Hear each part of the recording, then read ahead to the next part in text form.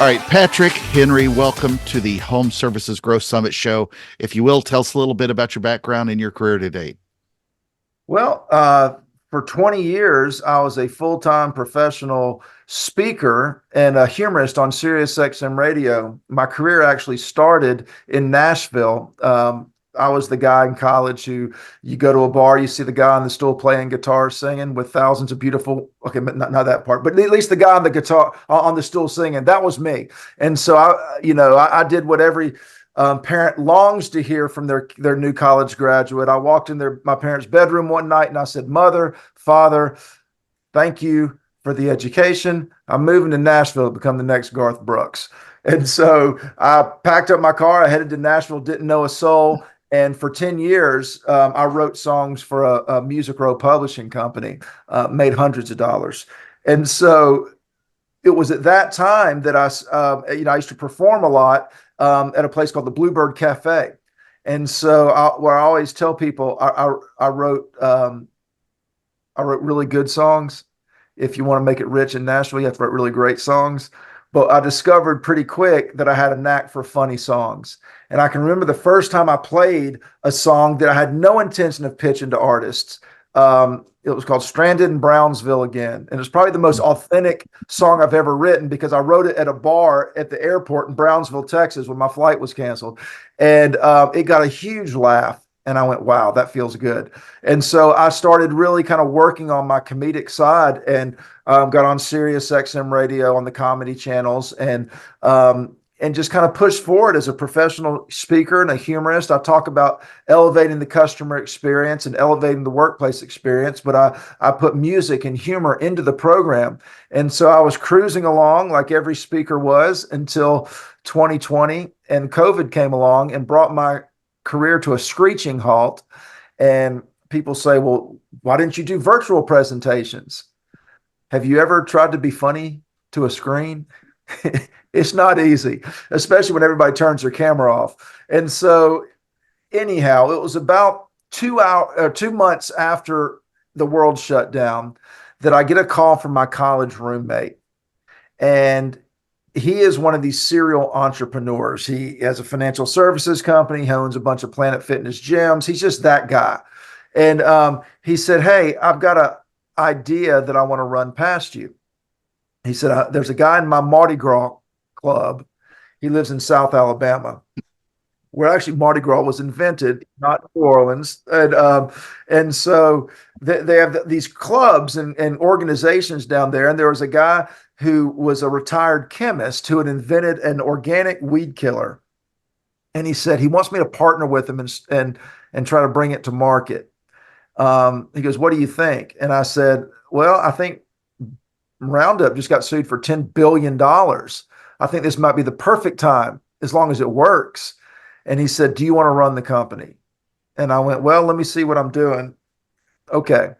And so we started MonarchChem. And so I spent the next 2 months poring over EPA compliance and just learning everything I could about the regulations involved, how to bring it to market. I'm learning this business 100 miles an hour.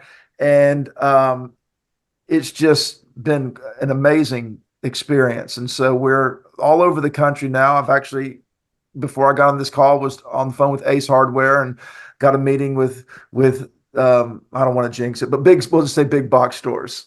And so, and this has been less than 3 years. And so we've been just having a ball. Great. Well, I'm glad it left Mobile and went to New Orleans, just as a side note. So a little more fun. Well, what's the biggest challenge, Patrick? I mean, I love you love these stories. Like COVID made everybody's life a little bit different, whether it's getting your hands on product, whether it's hiring, whether it's new careers. And now that you're all in this, what's probably the biggest challenge, maybe obstacle? I mean, you can definitely see the energy, excitement in your voice and the story. Like, stories are a powerful thing. So sure. I'm just curious to find what the challenge or obstacle that you see in 2024 and beyond. Well, let me just speak from my personal experience. The biggest challenge for me was So I'm the COO. I'm actually the president now, but my original title was COO. And I think everybody ought to have the mentality of a COO because they do everything. You know, I had to learn QuickBooks. The fact that I'm doing the books right now is so laughable. But obviously as we scale up, I'll start hiring people. But I made it a part of my plan. I wanted to know how to do everything, even if I wasn't doing it. I wanted to know how to do it. And so, I drive the forklift. I'll do the books. I cut checks. I mean, I do all this. So as we start to hire people to take over those roles, I at least know what to do. The biggest challenge for me was managing cash flow. We had a partner who we've since bought out who just thought credit cards were, magic little pieces of plastic, and I told him one point, I said, it's funny. I tell people, I said, have you ever lost $500,000? I have. Who knew you could put $500,000 on a credit card? But, I told him, I said, don't let us get caught in the supply chain. Remember a year ago, everything in China was backed up.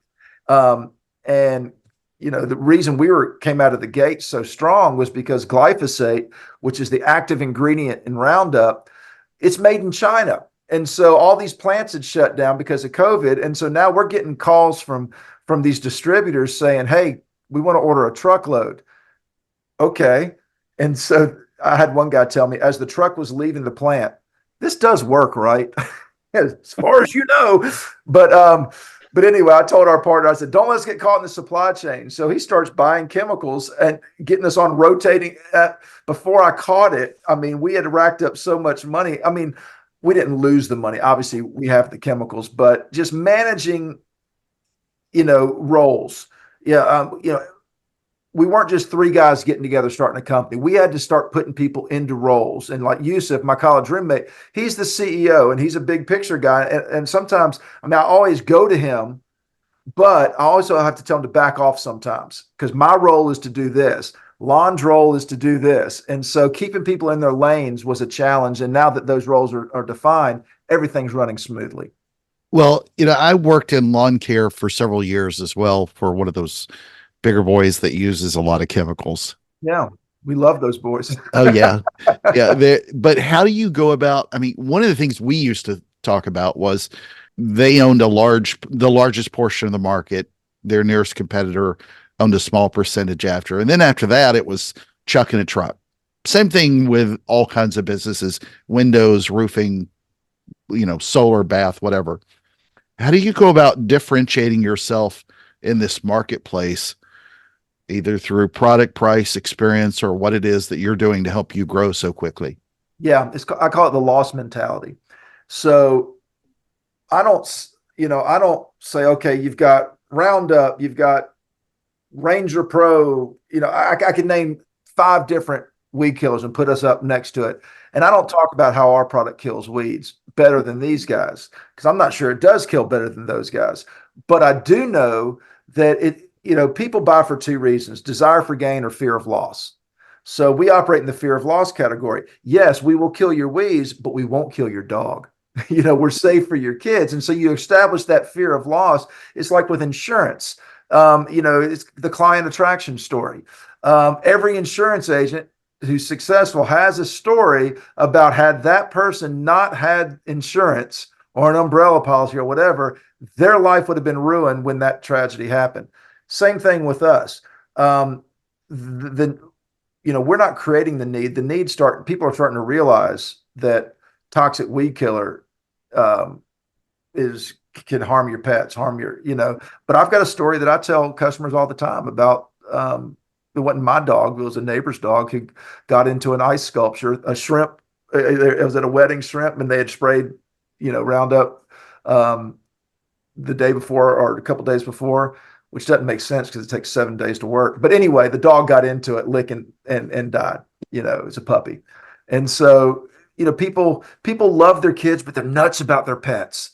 And so as we've honed our message, it's basically been, we're a pet safe herbicide, and then and people respond to that, especially people under 40. that love their pets. Yeah, if I had a nickel for every time I told someone don't lick the shrimp. So Don't lick the shrimp. So anyway, to answer your question, we operate in the fear of loss. That's how we differentiate. Patrick, so what are some of the things you're going to share? Like I'm always excited when you can add, the real world business experience with the professional speaker side of things. And as an audience, right, that's I think where me and Shark are really excited with the speaker lineup and bringing those real world stories, much like what you're sharing here and the quality. What can some of our audience members? What are you going to share at the at our summit? Yeah, so basically, I draw an analogy between being a musician and a songwriter and running a business. I mean, I bring my guitar, I play some songs. Awesome. Everything has message, everything has meaning. But building a song, is very similar to building a business. As far as you got to have creativity. I believe. Entrepreneurs are creative people by nature. There's discipline involved. There's structure. I mean, songwriting isn't just. I mean, people say, "Oh, I think this song came down from God." Well, maybe it did, but there's still a talent and a structure and a discipline involved in the craft. Same with running a business. I mean, there are certain tenets, and I call them like the four chords. Four chords build a song. There are four pillars or chords that a strong business stands on. And I'm going to share what some of those are, and also as far as, creating an extraordinary customer experience. Business isn't a business unless you attract customers. And, I talk about the extra inch mentality. People are judged by how they meet expectations, but we're known for how we exceed those expectations. And so, and also, and I'm not exactly sure everything I'm going to talk about yet, but I also like to talk about in the box mentality. So many times people, they're trying to think outside of the box. They forget there's a reason these skills, talents, and disciplines are in the box. It's because they work. So don't just spend all your time. We feel that our product would be great in pet stores, but we're not focusing on pet stores. Sure. We're going to the people, what I'm saying? So, I'm going to talk about four mindsets and pillars to building and maintaining a strong business. I was just, I'm excited because it's just one of those, as a speaker, the showmanship and the craftsmanship of delivering messaging. And I can't sing and I can't play a musical instrument, so I'm extremely Thank jealous God. of people who can. Well, there was a speaker you probably know of named Ty Boyd. He passed away a few years ago, and he was one of the original members of the National Speakers Association, and I've known him most of my life, and I just admired him so much because there's so many speakers that'll tell you I never give the same speech twice, and I always think, well, how are you going to be great? Because part of becoming great, whether it's being a speaker or a musician or a business, running a business, is repetition. You repeat and you perfect. And so, and one thing that Ty told me one time, he said, "Patrick, every speech is a performance." And that's resonated with me so strongly because I don't care. Obviously mine is because I use music, but I don't care if you're giving a, HR, a lecture on HR compliance. There's still room to engage with humor, with passion, with all these things. And, people, I mean, it's funny because bring this to home services. I buy pine straw from the same guys and have for years. And because I like him. And some guys came to my door the other day and they're trying to sell me pine straw. And I said, "I'm sorry." I was laughing at myself. "I'm sorry. I'm loyal to this guy." And all of a sudden he jumps in the truck. "It's me, Mr. Henry." But I mean, but we established that emotional connection, even if it's small. And I think that one of the biggest things that I tell our especially our warehouse guys, our employees, is you're a part of our brand. We take a lot of our warehouse guys, and we're down to one right now just because of the time of year. But we take our warehouse guys to trade shows for two reasons. One, some of these guys have never been to some of these Las Vegas or Orlando. I had to buy one guy a pair of shoes because all he owned was work boots. And it turns out he was the best salesman. He'd go out and grab people out of the aisle, and it was fantastic. But the main reason is I want them to see how their efforts, what they're doing in the warehouse and in the plant, are manifesting themselves in the marketplace. They're not just filling bottles. They're not just, they're actually creating a product that's going to go, much further than Summerdale, Alabama. One of the things I think is interesting too about you being a professional speaker and also, running a lawn care business, if you will, is you and I, when we had originally spoken about this, we were talking about even, doing a booth or something like that. When you go to those kind of shows, that where you typically maybe are the lawn care attendee, how do you sort of look at what the way you present versus the way a lot of people at those typical conferences? Because most of those folks are not, don't have a background in professional speaking. There's a lot of peacocking and chest thumping and stuff like that, when that a lot of their tactics have never worked or they've never actually run that business. I mean, you've spoken everywhere. You've seen a lot of the speakers that are in your lawn care space that get up and speak. Yeah. Or the home services space, and you hear them speak versus the way you speak and weave in your lawn care business stories. Right. How do you kind of compare yourself versus them? As a speaker or as a business owner? A little of both. So I think Dustin hit it on the head when he talked about the story. I mean, this is an interesting story. And I think what resonates with people is that it could have been anybody. Anybody could have gotten that call, and I don't know chemistry. I mean, I know a heck of a lot about it now, but I failed chemistry. All these things, it was just driven by, it was one of those things where it just consumed me. Because I thought this is a great opportunity. It's funny because and I'm going to get to the answer to your question here in a second, but I spent 10 years in Nashville writing songs, performing all over the country. But my heroes, if I really have an honest conversation with myself, my heroes were not Garth Brooks or the big country music artists of the day. My heroes were people you've never heard of: Quinn O'Sullivan, Ed Clay, Andy Albright. Now, these are buddies of mine who started their own businesses, and I was always so envious of that. Ed was 21 years old and started the biggest mixed martial arts gym, in Tennessee, and Quinn. We all trained together, and Quinn was a beer rep and started a bar. I mean, I helped him actually build and I'm like, this is amazing. And then once I had the chance to actually do that, and like a real tactile experience of building a product, taking it to market, it just fired me up like nothing else did. And your listeners, who are all entrepreneurs, you get that.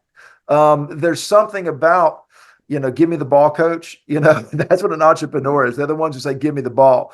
But the way we differentiate ourselves, and then this is small, but we spend a lot of money on our booth. It's not a huge elaborate booth, but it lights up. It looks great. We have people all over, coming over saying, where did you get your booth? And it just makes a statement. It looks professional. For the big shows, we'll bring in cigar rollers from Miami. We got a company that, and then this is in Las Vegas. We were at, and we flew these guys out. They rolled cigars. The band had our product, Lawn Arc, on the band, and we're giving cigars out. And people are like, why are you, what's the connection between cigars? I said, hey, you smoke cigars? We smoke weeds. But we had 50 people standing around our booth listening to cigars. I'm going in there selling product, And we had the reps from Walmart, Lowe's, Depot, Tractors. I mean, they're all coming over because they hear about these idiots giving out cigars and selling weed killer. And so, but I think to kind of bring it back to the speaking, authenticity sells. I think that if you're genuinely passionate about what you do, it comes across. If you genuinely love what you do, if you're mission focused, I mean, we're not just trying to sell weed killer. I mean, we're actually trying to make a difference, and create an alternative to toxic. I mean, basically glyphosate. I mean, glyphosate. I mean, some people will argue. I've gotten into. Now, I've had people try to get me into yelling matches because they're so dug in. Glyphosate ain't done or Roundup never done a thing to me. I've been spraying it for 30 years, and I'm just like, hey, I'm not trying to change your mind, but don't you want to have an alternative for your customers who are looking for it? All right, give me 4 cases, but I mean, people get dug in on these issues, but I think as long as you're true to your passion, if you're authentic and you're not BSing people, that's the easiest thing to spot. Yeah. We're going to give away free fish at the aquarium as part of the show. Yeah, just point to the sharks. So that's yours. Exactly. Go jump right into the shark tanking and pick whichever one you want. So, well, Patrick, we are looking forward to you speaking at the event, and we want to thank you so much for being with us today on the Home Services Growth Summit show. Well, I'm delighted, and I cannot wait to be with y'all in February. See you soon. Thanks. Thank you.